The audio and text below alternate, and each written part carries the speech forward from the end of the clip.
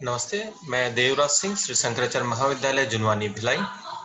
आज मैं आपको programming in C plus plus में डिस्ट्रक्टर के बारे में बताऊंगा। डिस्ट्रक्टर क्या होता है? अभी मैंने पिछली क्लास में कंस्ट्रक्टर के बारे में पढ़ा है आप लोगों को। कंस्ट्रक्टर क्या होता है? क्लास का नाम और फंक्शन का नाम दोनों सेम होते हैं और ऑब्जेक्ट बनते ही मेमोरी एलोकेट हो जाती है, उस इन्वोक्ड हो जाता है। तो यहाँ पर डिस्ट्रक्टर क्या करता है कि डिस्ट्रक्टर कंस्ट्रक्टर की तरह ही है, जस्ट इसमें क्या होता है, सेम क्लास का नाम और फंक्शन का नाम बनता है, बट सामने में एक टिल्ड साइन लग जाता है।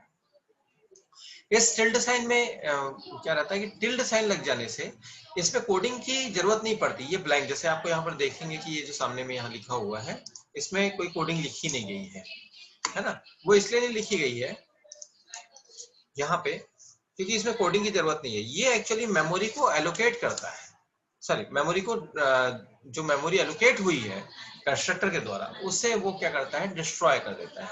जब हम प्रोग्राम को बंद करते हैं या उस जब जब भी वहां से अपन बाहर आते हैं, जब जैसे ही तो वो डिस्ट्रक्टर क्या करता है, उसको डिस्ट्रॉय कर देता है। नाम से ही लग रहा है यहाँ destructor, as a name implies it's used to destroy the object that has been created by constructor. ध्यान रखेंगे, कंस्ट्रक्टर के द्वारा बने हुए जो ऑब्जेक्ट की मेमोरी एलोकेट हुआ है उसको डिस्ट्रॉय करता है। Like a constructor, the constructor destructor is a member function. ये भी एक मेंबर फंक्शन होता है whose name is the same as the class name but proceed by tilde sign। यहाँ पे लिखा हुआ है, इसका एग्जांपल डायरेक्ट आ जाते हैं हम यहाँ पे, तो आपको समझ में आ जाएगा। जैसे यहाँ पर देखेंगे, एक अल्फा नाम का फंक्शन बना हुआ है, क्लास का नाम अल्फा है, यानी ये क्या हुआ, कंस्ट्रक्टर, और यहाँ टिल्ड साइन लगा यानी डिस्ट्रक्टर है। मेन फंक्शन में क्या हुआ, ऑब्जेक्ट बना 1 2 3 4, जैसे ही 4 बना। यहाँ पर जरूर कोडिंग कुछ लिखी गई है बट इसकी जरूरत नहीं होती है। ये आपको ये बताने के लिए किया गया है कि डिस्ट्रक्टर कब कॉल हो रहा है और उसका क्या डिस्प्ले हो रहा है। तो यहाँ पर A1 A2 A3 A4 जैसे ही कॉल होता है तो क्या हो जाएगा, काउंट की वैल्यू कितनी है, 0 है, 1, फिर 2, फिर 3, फिर 4, 4 बार आ जाएगा। तो आउटपुट में आप देखेंगे यहाँ तक कितने हुआ, 1 2 3 4। यहाँ पर आप ये आउटपुट भी देखते जाइए।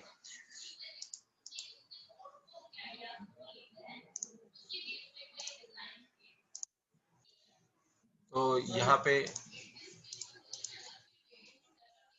पे आप देखेंगे कि इसमें यहाँ पे 1 2 3 4 जो बने हुए हैं, तो 1 2 3 4 में कितने, 4 ऑब्जेक्ट बने, तो 4 में काउंट की वैल्यू बढ़ते गई।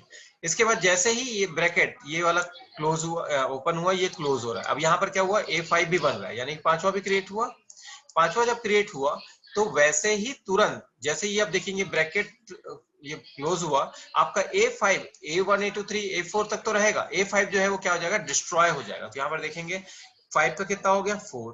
4 के बाद क्या हुआ, जैसे ही फिर से एक अगेन यहाँ पर क्या होगा, ये वाला, सॉरी ये वाला, उसके बाद फिर जैसे ही 5 के बाद फिर 5 क्यों बन रहा है, क्योंकि 5 जैसे ही बना फिर वो डिस्ट्रॉय भी हो गया, क्योंकि ब्रैकेट जो है वो क्लोज हो गया।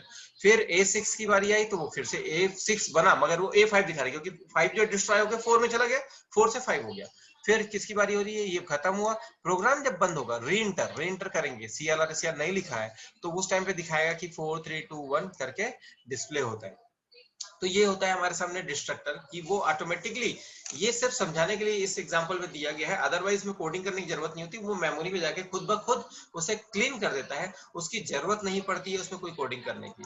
इस प्रोग्राम के थ्रू ये दिखाने की कोशिश की गई है कि कैसे बन रहा है और कैसे डिस्ट्रॉय हो रहा है, ताकि नंबर से समझ में आ जाए कि हाँ ये डिस्ट्रॉय हुआ, ये क्रिएट हुआ। तो जैसे मेमोरी क्रिएट होता है, कंस्ट्रक्टर कॉल होता है, एक क्रिएट हो रहा है ऑटोमेटिकली, यानी A1 A2 A3 A4 बना, तो A1 A2 A3 A4 बन रहा है, यानी कि 1 2 3 4, फिर 5 डिस्ट्रॉय हुआ, फिर 5 डिस्ट्रॉय होके 4 बना, 4 से फिर से 6 बना, तो वो ऑटोमेटिकली 5 हुआ। फिर 5 होने के बाद क्या हुआ, फिर से वो डिस्ट्रॉय हुआ, तो 5 4 3 2 1 वो डिस्ट्रॉय होते जा रहे हैं। तो इस एग्जांपल के द्वारा ये बताया गया है। तो ये है डिस्ट्रक्टर कि कंस्ट्रक्टर से बने हुए कंस्ट्रक्टर जब बनता है, ऑब्जेक्ट क्रिएट करते हैं तो उसको ऑटोमेटिकली क्रिएट होता है, तो वो मेमोरी जो क्रिएट करता है उसी को वो डिस्ट्रॉय करता है। उसका नाम, क्लास का नाम और फंक्शन का नाम सेम होता है, कंस्ट्रक्टर में सेम होता है बट डिस्ट्रक्टर में नाम सेम होते हैं, बट सामने में क्या लगता है, एक टिल्ड साइन जो है उसके सामने लगता है। वो टिल्ड साइन मैं आपको एक बार दिखा देता हूँ, ये आप देखेंगे अलग से।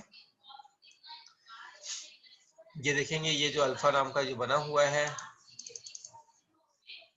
यहाँ पर ये देखिए, यहाँ पे टिल्ड साइन का यूज हुआ है, जो इस प्रकार से रहता है जैसे आप ऐसा एस, वर्टिकल एस के हॉरिजॉन्टल एस के रूप में वो दिखाई देता है। तो ये है हमारे सामने कि हम लोगों को कैसे कंस्ट्रक्टर और डिस्ट्रक्टर होते हैं, ये आप लोगों को बताया गया है इसमें। तो आज के लिए इतना ही। तो थैंक यू वेरी मच।